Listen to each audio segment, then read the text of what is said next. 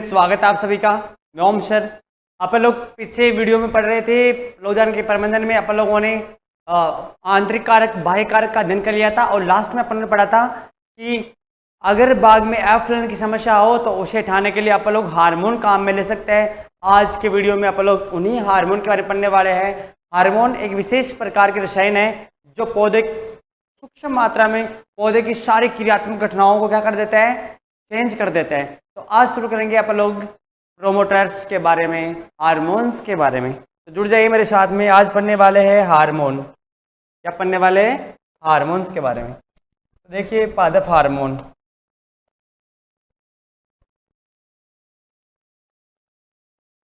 पादप हार्मोन सबसे परिभाषा, पौधों में बनने वाले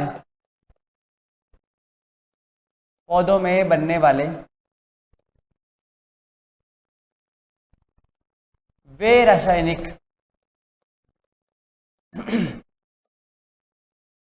व कार्बन पदार्थ जो पौधों के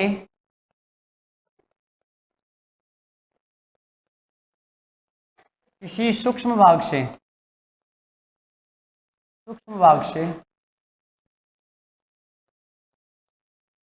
होकर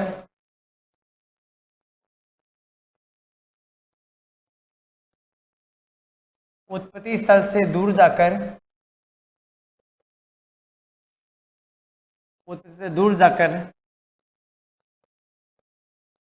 पौधों की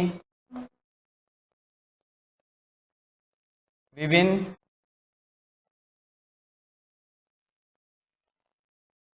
क्रियात्मक क्रियाओं को प्रभावित करते हैं। जी हाँ दोस्तों, पादप हार्मोन क्या होते हैं? पादप हार्मोन वे रासायनिक या कार्बनिक पदार्थ होते हैं जो पौधों में किसी भी जगह पर सूक्ष्म मात्रा में उत्पन्न होकर उत्पत्ति स्थल से दूर जाकर पौधे की विभिन्न कार्य की या और भी जो उनमें क्रियाएं होती है उन सबको क्या कर देते हैं, प्रभावित कर देते हैं। ये सूक्ष्म मात्राएं इनकी बहुत काफी होती है, इसलिए इनको क्या कहा जाता है? पादप हार्मोन कहा जाता है। अब पादप हार्मोन कितने हैं तो वो बात कर रहे हैं। तो पौधों में देखो कितने प्रकार के पादप हार्मोन हैं। तो सबसे पहले एक का नाम है ऑक्सीन हार्मोन। कौन सा हार्मोन? Oxygen hormone. 2 नंबर का होता है जिब्रेलिन हार्मोन। कौन सा? Gibberellin hormone. 3 नंबर का होता है साइटोकाइनिन। कौन सा हार्मोन? साइटोकाइनिन। 4 नंबर का होता है एब्सिसिक एसिड।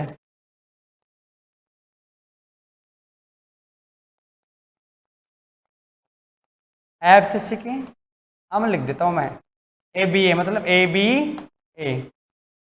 और 5 नंबर का होता है इथाइलिन। कौन सा होता है? इथाइलिन। देखो बेटा, एक तो होता है वृद्धि को बढ़ाने वाला और एक होता है वृद्धि को रोक लेने वाला। कुछ हार्मोन ऐसे है जो वृद्धि को बढ़ाएंगे और कुछ हार्मोन ऐसे है जो वृद्धि को रोक लेंगे। लेकिन मुख्यतः पौधों में 5 प्रकार के हार्मोन होते हैं, जिनमें से एक का नाम है ऑक्सीन, एक का नाम है जिब्रेलिन, एक का नाम है साइटोकाइनिन, एक का नाम है एब्सिसिक अम्ल या ABA और एक का नाम है इथाइलिन। ये मुख्यतः पौधों के 5 हार्मोन है जो प्राकृतिक भी है और कृत्रिम भी है। इनमें से इनका निर्माण प्राकृतिक रूप से भी हो सकता है और इनको आर्टिफिशियल कृत्रिम रूप से बनाया जा सकता है। आज अपन लोग इन हार्मोन के बारे में एक एक का अध्ययन करने वाले हैं। तो सबसे पहले चलेंगे अपन लोग पहले हार्मोन पर, जिसका नाम है ऑक्सीन हार्मोन। क्या नाम है? Oxygen hormone. सबसे पहला हार्मोन जिसका नाम है ऑक्सीन हार्मोन। अब देखना, सबसे पहले 1928 के अंदर 1928 के अंदर सबसे पहले इस हार्मोन की खोज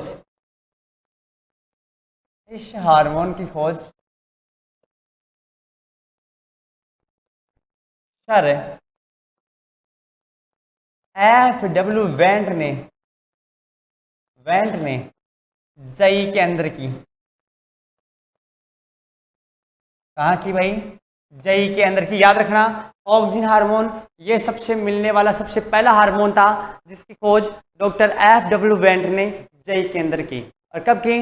1928 के अंदर। दोबारा याद कर लो, ऑक्सिन यह सबसे पहला हार्मोन है और इसकी खोज 1928 में डॉक्टर F.W. वेंट ने जई के अंदर की। ऑक्सिन के 4 भाग होते हैं, पहले समझ लो।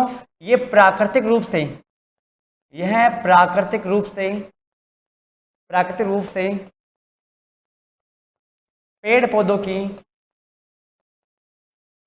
की पत्तियों में पाया जाता है। कहाँ मिलता है? पत्तियों में पाया जाता है। तो याद रखना दोस्तों, ये प्राकृतिक हार्मोन है और कहाँ बनता है? पेड़ पौधों की पत्तियों में। किससे बनता है? सूर्य के प्रकाश से बनता है। किस चीज से बनता है? सूर्य के प्रकाश से इसका क्या होता है? निर्माण होता है। यहाँ तो कोई दिक्कत है क्या? कि भाई सूर्य के प्रकाश से पौधों की पत्तियों में ऑक्सीजन हार्मोन का निर्माण होता है। यहीं से क्वेश्चन याद करना, नोट लगा के। सूरजमुखी होती ना, हेलियंथस एनस फूल का नाम कंपोजिटी, सूरजमुखी, वो अपना मुख हमेशा सूर्य की तरफ रखती है, सूरज की तरफ। उसका भी अगर कारण पूछ ले तो क्या बताओगे? ऑक्सीजन हार्मोन की सांद्रता के कारण। तो लिख लो सूरजमुखी अपना मुख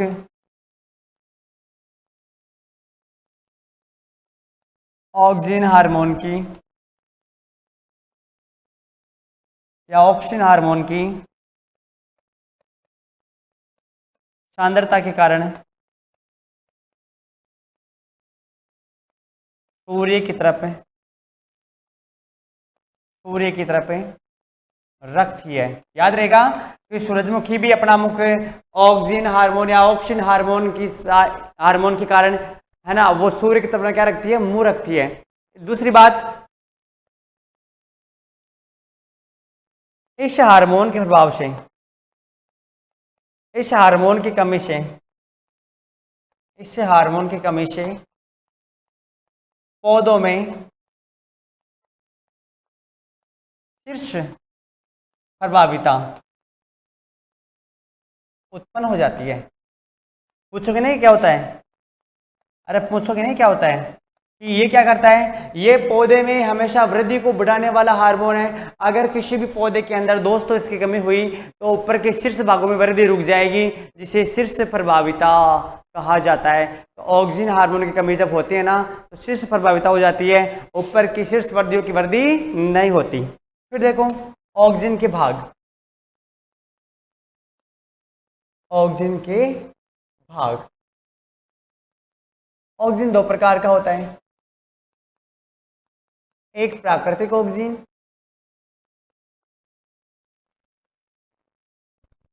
और एक कृत्रिम ऑक्सीजन।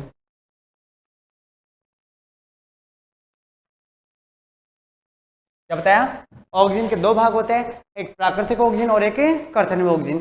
प्राकृतिक ऑक्सीजन खुद 2 प्रकार का होता है और कृत्रिम ऑक्सीजन वो भी खुद 2 प्रकार का होता है। देखो प्राकृतिक ऑक्सीजन के 2 भाग होते हैं, एक का नाम IAA और एक का नाम IBA। IA का पूरा नाम होता है indole acetic acid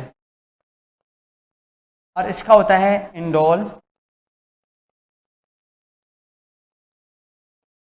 butyric acid. तो बताना कि हार्मोन ऑक्सीजन 2 प्रकार का, एक प्राकृतिक और एक कृत्रिम।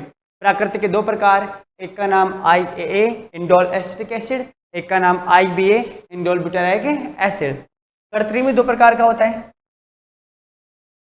एक का नाम NAA और एक का नाम 2,4-D। NA का पूरा नाम होता है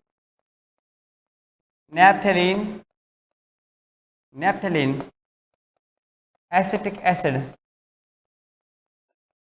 क्या नाम होता है? नेप्थेलीन एसिटिक एसिड। और इसका होता है 2,4-डाइक्लोरोफिनॉक्सी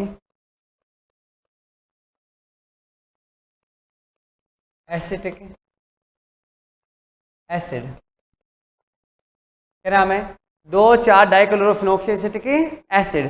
तो ये 4 हार्मोन आगे आप पढ़ेंगे एक के बारे में कि कौन सा हार्मोन किसके काम में आता है। तो सबसे पहले पढ़ेंगे IAA के बारे में, इसका पूरा नाम होता है इंडोल एसिटिक एसिड। ये क्या काम आता है?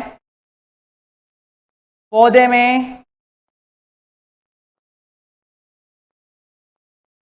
शीर्ष भागों की, इसे याद रखना, शीर्ष भागों की वृद्धि के काम में आता है। शीर्ष भागों की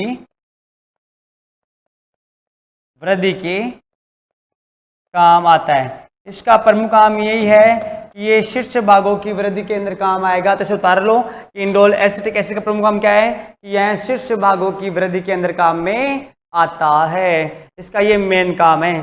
अब दूसरा है इंडोल ब्यूटाराइक एसिड। अगर इसका मेन काम पूछ रहे तो क्या बताओगे? यह जड़ों की वृद्धि के काम आता है।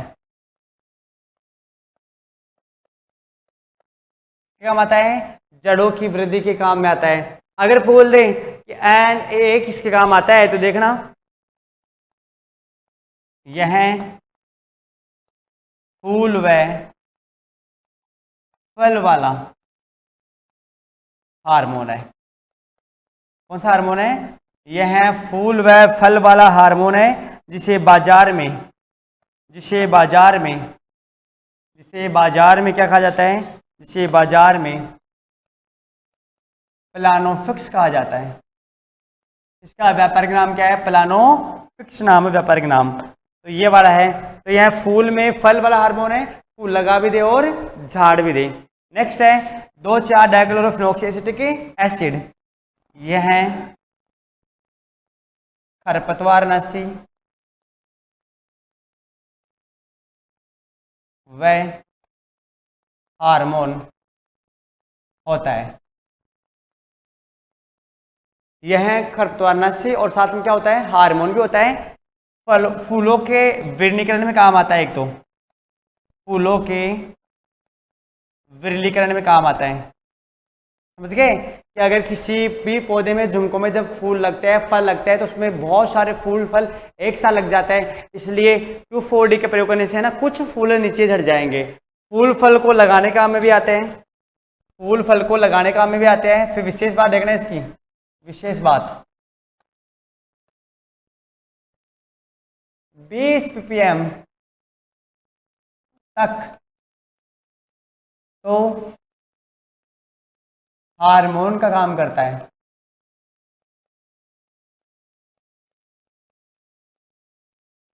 20 ppm से ऊपर, 20 ppm से ऊपर खरपतवारनाशी का कार्य करता है। समझ गए? समझ गए? 20 ppm से नीचे तो करता है ये किसका काम? हार्मोन का। फूल फल लगा भी दे और झाड़ भी दे, और फूल फलों को गिरने से भी क्या कर सकता है? रोक सकता है। लेकिन अगर 20 ppm से ऊपर इसकी मात्रा रही तो ये क्या करेगा? खरपतवारनाशी का कार्य करेगा। इसका काम खरपतवारनाशी का कार्य ये करेगा। तो आप पढ़ रहे हैं अभी हार्मोन के बारे में। तो मैंने आपको यहाँ बता दिया हार्मोन के बारे में। ये हार्मोन 2 प्रकार के, एक वृद्धि को बढ़ाने वाले और एक वृद्धि अवरोधक। फिर अपन पहले पढ़ रहे थे वृद्धि को बढ़ाने वाले हार्मोन। बढ़ाने वाले हार्मोन में अपन लोगों ने 2 पढ़ लिए। पहला पढ़े ऑक्सीन। तो मैंने कहा ऑक्सीन 2 प्रकार का होता है, एक होता है प्राकृतिक ऑक्सीन और एक होता है कृत्रिम ऑक्सीन। कौन कौन से? एक प्राकृतिक और एक कृत्रिम। प्राकृतिक के 2 भाग पढ़े, इंडोल एसिटिक एसिड और indole butyric acid. Indole acetic acid शीर्ष भागों की वृद्धि के काम में आता है, और इंडोल ब्यूटाराइक एसिड यह जड़ों की वृद्धि के काम में आता है। मेन काम इनका ये होता है। नेप्थलीन एसिटिक एसिड यह फूल व फल वाला हार्मोन होता है। फूल फल लगा भी देता है, झड़ने से रोक भी देता है। 2,4-D का क्या कहा? इसका पूरा नाम 2,4 डाइक्लोरोफिनॉक्सी एसिटिक एसिड होता है। यह खरपतवारनाशी भी है और एक विशेष प्रकार का हार्मोन भी है। 20 ppm से नीचे तो करता है किसका काम? हार्मोन का, और 20 ppm के ऊपर करता है खरपतवारनाशी रसायन का कार्य करता है। ये वाला हो गया। दुनिया में बनने वाला ये सबसे पहला क्या है? खरपतवारनाशी रसायन है। तो आपको यहाँ तक तो ये आ गया होगा। Indole acetic acid, indole butyric acid, naphthalene acetic acid, 2,4 dichlorophenoxyacetic acid. अगर आपसे बोले सारे जने पूछ ले, अब आपको बोले कि ऑक्सीजन हार्मोन का काम क्या होता है, अगर एक साथ बोल दे कि ऑक्सीजन हार्मोन का काम क्या होता है, तब आप क्या बताओगे? अरे तब आप क्या बताओगे कि ऑक्सीजन का बात बोल, सारे काम है ऑक्सीजन के। ऑक्सीजन के शीर्ष भाग की वृद्धि करने का काम भी है, ऑक्सीजन का जड़ों की वृद्धि करने का काम भी है, ऑक्सीजन का फूल व फल वाला काम करने का भी है, ऑक्सीजन का खरपतवार नशील शयन और हार्मोन का कार्य भी है। तो ये 4 हार्मोन आपने पढ़ लिए अभी तक, जो कि केवल किसके भाग थे? ऑक्सीजन के भाग थे। नेक्स्ट पढ़ेंगे अपन लोग इसका अगला भाग जो होता है जिब्रेलिन। क्या होता है? जिब्रेलिन। तो चलते हैं अगले ऊपर, डालो उसका नाम। 2 नंबर वाला नाम है जिब्रेलिन हार्मोन। डाल दो भैया, जिब्रेलिन हार्मोन का नाम डाल दो। ऑक्सीजन डाल दिया, अब डालो जिब्रेलिन हार्मोन। डाल दिए? देखो इसकी खोज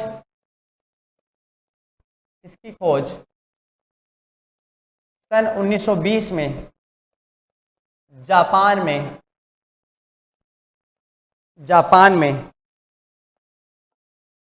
डॉक्टर कुरोसावा ने की। कुरोसावा आ जाएगा। जिब्रेलिन खोज, इसकी खोज 1920 में जापान में डॉक्टर कुरोसावा ने की थी। इसकी खोज, जिब्रेलिन की खोज। यह कोशिका विभाजन में काम करता है। इसमें काम करता है, प्रमुख काम यह कोशिका विभाजन में काम करता है। अरे आ गया, इसका काम क्या है? यह कोशिका विभाजन में काम करता है। साथ में क्या है? यह सुषुप्त अवस्था, इसको बोलते हैं डोरमेंसी। क्या बोलते हैं? डोरमेंसी। मतलब जिब्रेलिन हार्मोन क्या करेगा? डोरमेंसी को तोड़ डालेगा। तो यह सुषुप्त अवस्था डोरमेंसी को तोड़ने के काम में आता है। अरे आ गया कि तोड़ने के काम में आता है। तीसरी बात करें कि किसके काम में आता है, देखो डोरमेंसी को तोड़ने का काम में आता है। तीसरी बात, फलों को बीज रहित करने का काम में आता है। पकाने में सर इथालिन आता है, इथालिन हार्मोन। यह फलों को बीज रहित करने के काम में आता है। क्या करता है? बीज रहित करने के काम में आता है। ठीक है, ये जिब्रेलिन काम है। इनकी छोटी सी मात्रा ही पौधों में बड़ा कमाल दिखाएगी। ये क्योंकि विशेष प्रकार के हार्मोन होते हैं, इनका प्रयोग करने पर ये सारी क्रियाएं आपको पौधों में देखने को मिल जाएगी। तो ये बीज रहित करता है। जैसे मैं आपको बताऊं, जिब्रेलिन हार्मोन का एक भाग है जो बाजार में आसानी से मिलता है, इसका नाम है GA3। क्या नाम है? GA3। इसे कहा जाता है जिब्रेलिक एसिड 3। Gibberellic acid 3। यह अंगूर को बीज रहित करने का काम आता है। इसको अंगूर को बीज रहित करने के काम आता है। ठीक है, इसका काम आता है अंगूर को बीज रहित करने का काम में आता है। ये दूसरा हो गया आपका हार्मोन जिब्रेलिन। उतार लो भाई, जिब्रेलिन उतार लो भाई। अब पढ़ेंगे तीसरा हार्मोन। इसका स्क्रीनशॉट ले लो, पढ़ने वाले तीसरा हार्मोन। अगला देखो भाई, 3 नंबर का नाम है साइटोकाइनिन। क्या नाम है? साइटोकाइनिन। ठीक है, इस हार्मोन की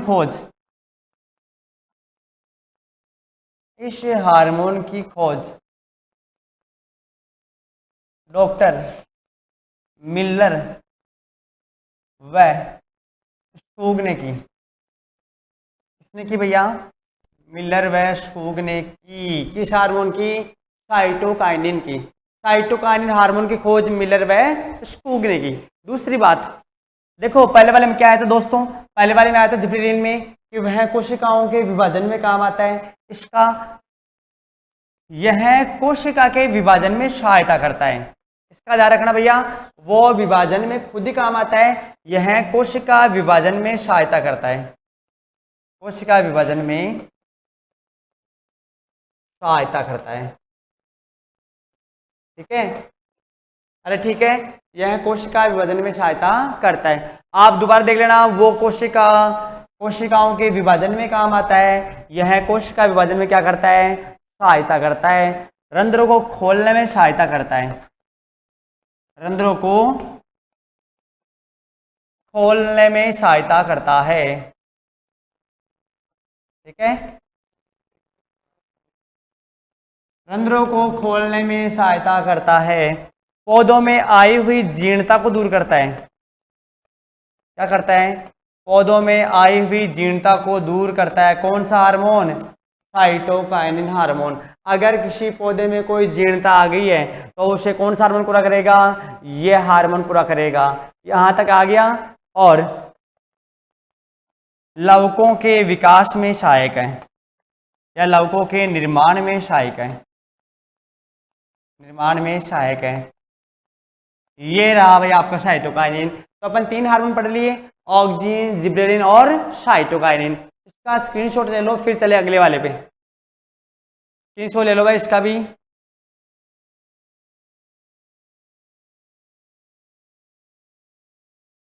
इसका स्क्रीनशॉट ले लो, फिर चलेंगे आगे वाला पढ़ेंगे। अब है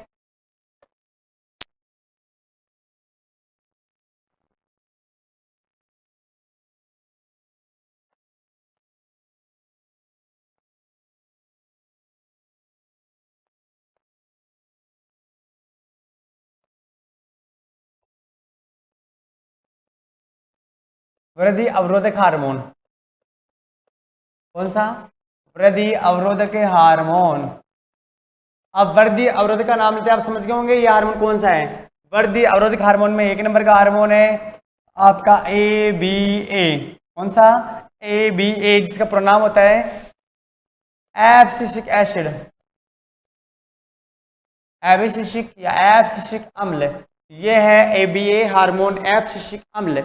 अच्छा, वृद्धि को रोकने वाला हार्मोन। कौन सा हार्मोन, वृद्धि को रोकने वाला हार्मोन। ये इसे एंटी जिब्रेलिन कहा जाता है। क्या कहा जाता है, एंटी जिब्रेलिन। आप बोलोगे सर एंटी जिब्रेलिन क्यों कहा जाता है, क्यों, क्योंकि जिब्रेलिन तो डोरमेंसी को तोड़ने का काम करता है, या डोरमेंसी को लाने का काम करता है, इसलिए इसको एंटी जिब्रेलिन कहा जाता है। तो पहली बात तो ये लिखेंगे, 1 नंबर की बात लिखेंगे, यह वृद्धि अवरोधक हार्मोन होता है, यह वृद्धि अवरोधक हार्मोन होता है। ठीक है, यहाँ तो कोई दिक्कत नहीं है। दूसरी बात, वृद्धि अवरोधक तो है ही, साथ में इसे क्या बोलेंगे, इसे एंटी जिब्रेलिन कहा जाता है।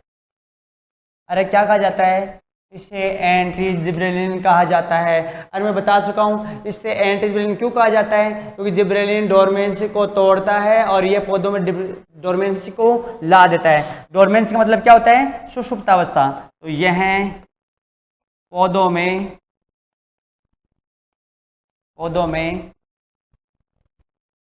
डोरमेंसी को ला देता है, यह पौधों में डोरमेंसी को ला देता है, यह पौधों में सुषुप्त अवस्था को ला देता है। कौन सा हार्मोन, ABA हार्मोन। ठीक है, इसके प्रकोप से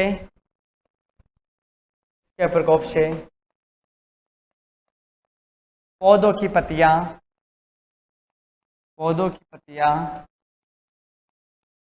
झड़ जाती है। क्या होता है, इसके प्रकोप से पौधों की पत्तियां झड़ जाती है। तो ये एक अच्छा हार्मोन है। अब एक बात है कि ये वाला जीर्णता को बढ़ाता है, रंध्रों को बंद कर देता है ना, रंध्रों को क्या करता है, बंद करता है। करेगा भाई, ये रंध्रों को बंद कर देगा। अरे आप लोगों को एक बात बताऊं कि जब सर्दियों के अंदर पाला गिरता है ना, जब सर्दियों में पाला गिरता है तो पाला गिरने से आपने देखा होगा कि पेड़ पौधों की पत्तियां टूटकर नीचे गिर जाती है। उसमें क्या होता है, उसमें ये जो पर्ण जैसे पत्ती जुड़ती है ना, मान लो ये पत्ती है यहाँ से, ये पत्ती यहाँ से डाली से जुड़ रखी है, पत्ती यहाँ से, तो यहाँ पर्णवंत के पास में और इस संरचना के पास में ना खूब मात्रा में ABA हार्मोन आकर इकट्ठा हो जाता है और पत्ती को तोड़कर नीचे गिरा देता है। ये एक अच्छी बात है, ये रक्षा का कार्य भी करता है। अगर किसी पौधे पर पाला गिर जाए तो पाला गिरने से पहले ही ये क्या करता है, उसकी पत्तियों को गिरा देता है। जैसे आपने देखा होगा कि दीपावली के आसपास में जो खेजड़ी आती है उसकी लूम जो होती है वो गिर जाती है पहले ही, सर्दी आने से पहले गिर जाती है। सही समय में नहीं काटोगे तो बाद में वो गिर जाएगी। क्यों गिर जाएगी? क्योंकि उसमें ABA हार्मोन काम करता है। अगर नहीं गिरेगी ना तो फिर सर्दियों में उस पर पाला गिर जाएगा और पौधा जल जाएगा, इसलिए रक्षा का कार्य भी ये करता है। अब पढ़ेंगे अगला वाला, इसका स्क्रीनशॉट लो, फिर पढ़ेंगे इथाइलिन हार्मोन।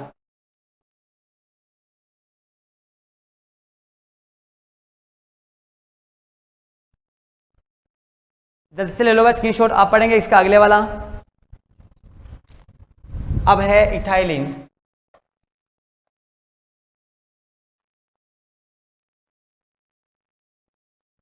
इथाइलिन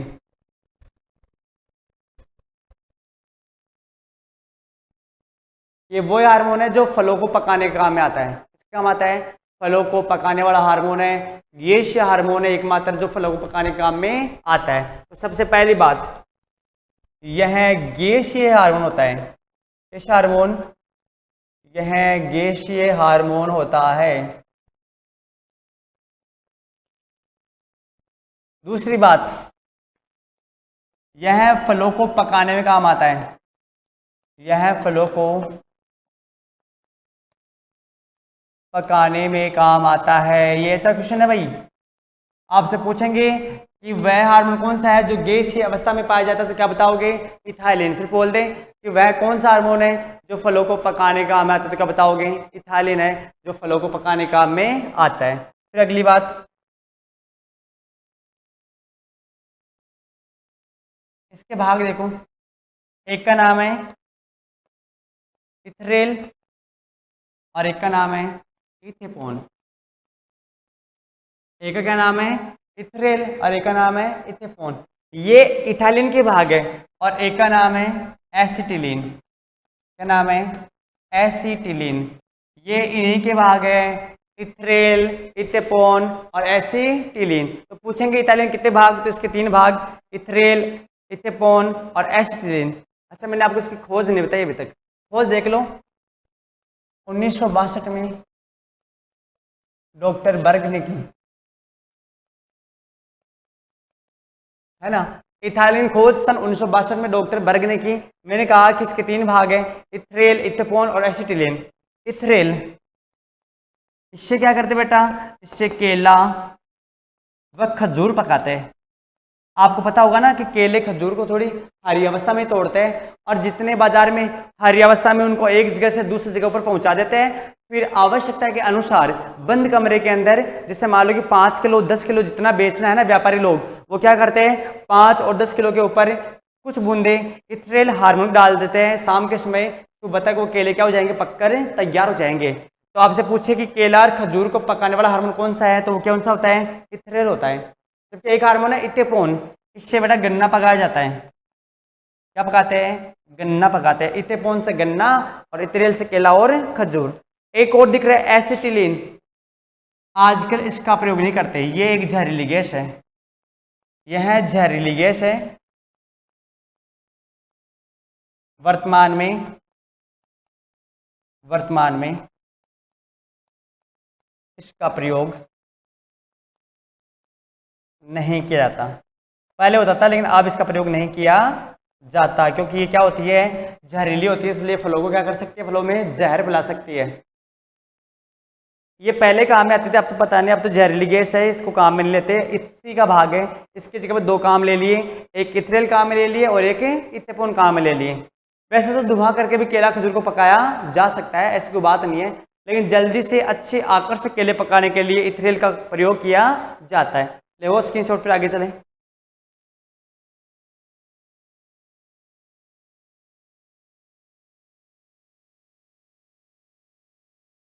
अब देखो हार्मोनों का प्रयोग, हार्मोन का प्रयोग कितना कितना प्रयोग करें इनका। तो सबसे पहले बता दूं कि इनका प्रयोग हमेशा पीपीएम में किया जाता है। किसके अंदर करते हैं? पीपीएम में किया जाता है। पीपीएम का मतलब होता है पार्ट पर मिलियन। क्या होता है? पार्ट पर मिलियन। मतलब क्या हो गया? 1 भाग रसायन प्रति 10 लाख भाग पानी। इनको छोड़ो, ऐसे समझो पीपीएम का मतलब क्या होता है भाई? 1 भाग रसायन बोल दिया, 10 लाख भाग क्या बोल रहा है? ये पानी बोल रहे हैं। पीपीएम का अगर आपसे मतलब पूछ ले कि पीपीएम क्या होता है, तो आप क्या बताओगे? पीपीएम गोल कैसे बनता है कि जब 1 लीटर पानी में 1 लीटर पानी में 1 ml या 1 ग्राम कोई रसायन घोलते हैं, कोई रसायन घोलते हैं, तो कितने क्या बनता है? तो वो 1 ppm का घोल बनता है। अब अपन बात करेंगे कि इनकी प्रयोग विधि, इनको प्रयोग में कैसे लिया जाए। तो सबसे पहले अगर वानस्पतिक वृद्धि में काम में लेना है तो क्या करना है? तो 1 नंबर देख लो, वानस्पतिक वृद्धि में, वानस्पतिक वृद्धि में हार्मोन का प्रयोग, हार्मोन का प्रयोग। आपको क्या करना है बेटा? अगर जड़ों की वृद्धि करवानी है, किसकी वृद्धि करवानी है? जड़ों की वृद्धि करवानी है। किसी कलम में या किसी पौधे में आपने कलम किया हुआ पौधा है या कोई कलिकाइन कलम आप लगा रहे हो, शीघ्र वृद्धि करवाना चाहते हो, तो 100 से 500 ppm का घोल बनाओ। ppm का IBA का घोल बनाओ। और ये मात्रा आप काम में ले सकते हो जड़ों की वृद्धि में, वनस्पति के वृद्धि में काम में ले सकते हो। अच्छा, गुट्टी के लिए, नींबू वर्गीय पौधों में, नींबू वर्गीय पौधों में गुट्टी के विकास के लिए या गुट्टी के विकास के लिए 100 ppm NaA का प्रयोग कर सकते हो। कितने ppm का? 100 ppm का प्रयोग कर सकते हो। किसके लिए? नींबू वर्गीय फलों में गुट्टी के विकास के लिए। फिर आगे बात करें फूलों के नियंत्रण के लिए, फूलों के नियंत्रण के लिए, फूलों के नियंत्रण के लिए अगर फूल गिर रहे हैं, फूल झड़ रहे हैं या फूल कम ज़्यादा हो रहे हैं ना, तो आप लोग अमरूद में, अनार में क्या करोगे? 500 ppm, 500 ppm का घोल NaA का बनाओगे और इसका क्या करना है? छिड़काव करना है। फूलों के नियंत्रण के लिए 500 ppm नेप्थलीन एसिटिक एसिड का क्या करना है? छिड़काव करना है। अच्छा, फूल और फल को, फूल व फल को, मतलब ऐसे बोल दे कि फूल व फूल लगाने के लिए तो नियंत्रण के लिए कितना? 500 ppm। और अगर फूल व फलों को झड़ने से रोकना है, फूल व फल को झड़ने से रोकना है, झड़ने से रोकना है, रोकना है, तो 15 से 20 ppm 2,4-D का प्रयोग करें। क्या करें? 2,4-D का प्रयोग करें, 2,4 डाइक्लोरोफेनॉक्सिएसिटिक एसिड का। ले वो स्क्रीनशॉट,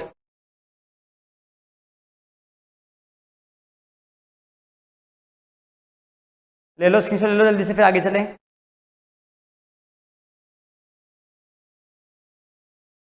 लो भाई अगले देखो, अगर फलों को पकाना है तो फलों को पकाने के लिए, फलों को पकाने के लिए 500 से 1,000 ppm, 500 से 1,000 ppm फलों को पकाने के लिए 500 से 1,000 ppm का इथाइलिन का प्रयोग करें। क्या करें? इथाइलिन का प्रयोग करें। अरे फलों को अगर पकाना है तो 500 से 1,000 ppm किसका प्रयोग करेंगे? इथाइलिन का प्रयोग करोगे। अगर फलों का आकार बढ़ाना है, फलों का आकार बढ़ाना है, फलों का आकार बढ़ाने के लिए अगर बोल दें कि फ्लो का आकार बढ़ाना है तो आकार बढ़ाने के लिए आप लोग क्या करोगे, आकार बढ़ाने के लिए 25 से 50 ppm, 25 से 50 ppm NaA या जिब्रेलिक अम्ल का प्रयोग करें।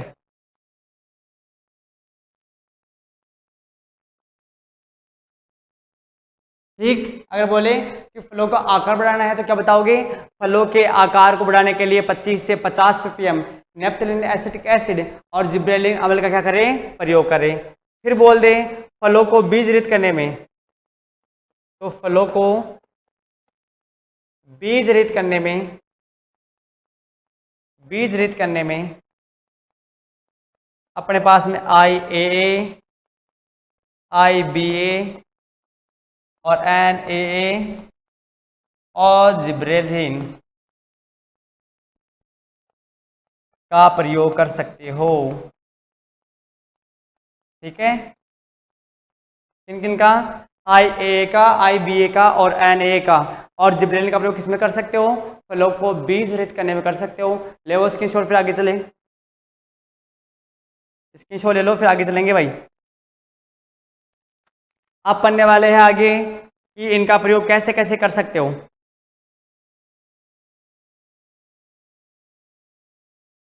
देखो भाई, हार्मोनों का प्रयोग, हार्मोनों को प्रयोग में लेने की विधि, प्रयोग में लेने की विधि।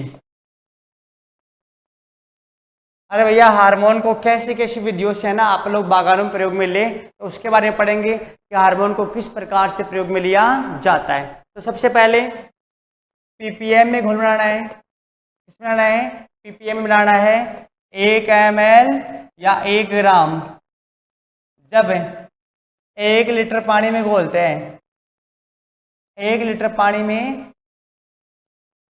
घोलते हैं तो 1 ppm का घोल बनता है। कितने ppm का बनता है, 1 ppm का घोल बनता है। जब 1 ml और 1 ग्राम को जब पानी में घोलते हैं ना तो 1 ppm का घोल बनता है। अब इसका प्रयोग कैसे कैसे करें, तो सबसे पहले इनका प्रयोग कर सकते हैं घोल के रूप में। किसके रूप में, घोल के रूप में, लिक्विड के रूप में, है ना, लिक्विड में इनका प्रयोग कर सकते हैं। तो सबसे पहला है, एक तो है कम समय के लिए, कम समय के लिए, और एक है अधिक समय के लिए। एक तो है कम समय के लिए और एक है अधिक समय के लिए। तो आपको क्या करना है, अधिक समय के लिए, कम समय के लिए, इसमें क्या करना है, IBA का 500 से 2000 ppm का घोल बनाना है। ठीक है, जैसे मान लो जड़ें लगाना चाहते हो, कलम लगाना चाहते हो, तो जड़ों और कलमों को लगाना चाहते हो तो उनमें शीघ्र जड़ फुटाने के लिए आप लोग अगर सांद्रता का लिक्विड का घोल बनाते हो ना, तो कम समय वाले में क्या करोगे, 500 से 2000 ppm का घोल बनाकर कुछ सेकंड या मिनट तक इनको डुबोकर रखो। कुछ सेकंड या कुछ मिनट तक क्या करो, इनको डुबोकर रखो। अगर अधिक की बात कर रहा है तो क्या करोगे, 25 से 50 ppm का बनाओ इसका घोल, IBA का घोल बनाओ, और 24 घंटे के लिए, 24 घंटे के लिए कलम को डुबोकर रखें। कितने घंटे के लिए, 24 घंटे के लिए कलम को डुबोकर रखें। किसके लिए, कम के लिए और अधिक के लिए। अच्छा, 2 नंबर है, अगर छिड़काव करना चाहते हो, छिड़काव मतलब स्प्रे करना चाहते हो, तो आप क्या करोगे, फल वृक्षों में एक निश्चित घोल का, सांद्रता का घोल बनाकर आप लोग पौधों पर क्या कर सकते हो, हार्मोन का छिड़काव कर सकते हो। ये दूसरा तरीका है, एक घोल का और दूसरा छिड़काव का। इसकी सोलो, फिर आगे चले, जल्दी करो, इसकी सो ले लो।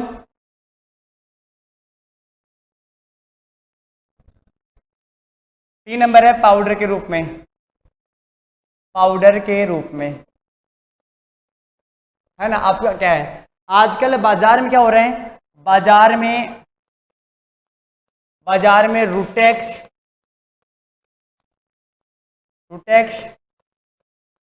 सेरोडॉक्स प्रकार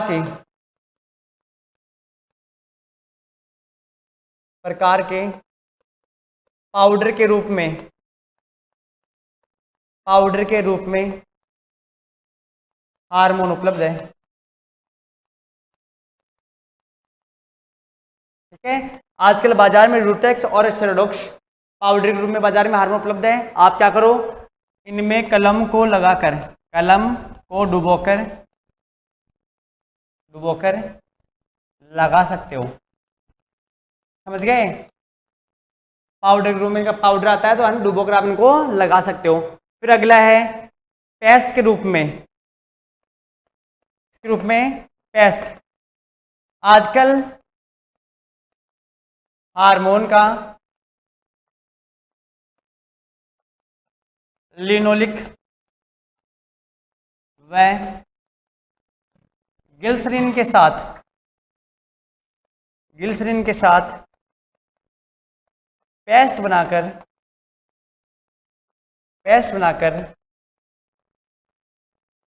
प्रयोग में ले सकते हो। समझ गए, पेस्ट बनाकर प्रयोग में ले सकते हो। यहाँ तक का स्किल फिर आगे चले।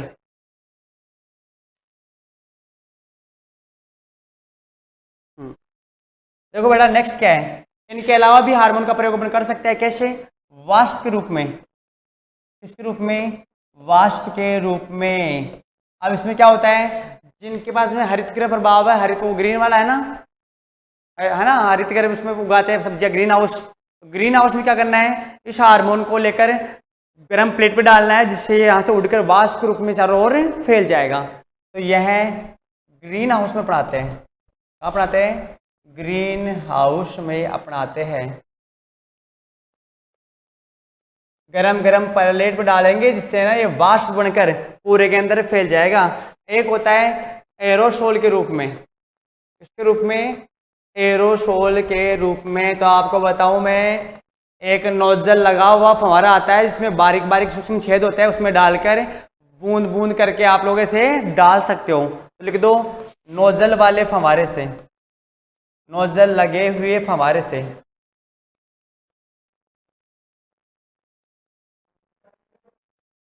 नोजल लगे हुए फव्वारे से कर सकते हो। लास्ट अपने पास में एक उपाय और है, जिससे भी अपना हार्मोन लगा सकते हो, उसका नाम है इंजेक्शन के द्वारा। इसके द्वारा, इंजेक्शन के द्वारा। इसमें क्या करेंगे, इसमें पौधों के जाइलम उत्तक में हार्मोन का इंजेक्शन लगा दिया जाता है। तो लिख दो, जाइलम उत्तक में हार्मोन का इंजेक्शन लगा दिया जाता है। इंजेक्शन लगा दिया जाता है। तो दोस्तों ये थे आपके हार्मोन, जो आपको समझ में आ गए होंगे। अगले भाग में पढ़ेंगे इसका अगला भाग या अगला चैप्टर। तब तक के लिए धन्यवाद।